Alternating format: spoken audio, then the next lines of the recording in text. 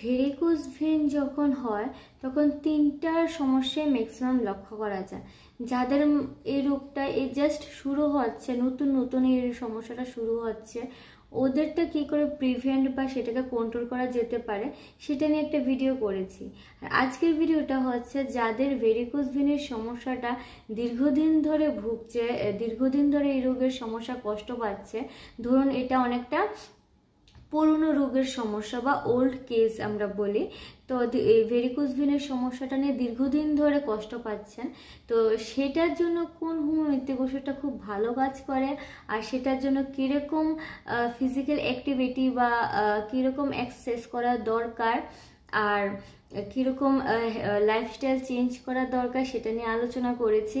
আর এই যে ভেরিকোজ ভেনের সমস্যাটা সাধারণত কাদের হয়ে থাকে, আর সেই ভেরিকোজ ভেনের সমস্যা হলে কি কি সাইন অ্যান্ড সিমটম বা কি কি উপদ্রব দিয়ে থাকে, কাদের হয়ে থাকে, কেন হয়ে থাকে, কিভাবে সেটাকে কন্ট্রোল করা যেতে পারে, আর সঙ্গে কোন হোমিওপ্যাথিক ওষুধটা খুব ভালো কাজ করে সেটা নিয়ে আমি ডিটেলসে আলোচনা করেছি।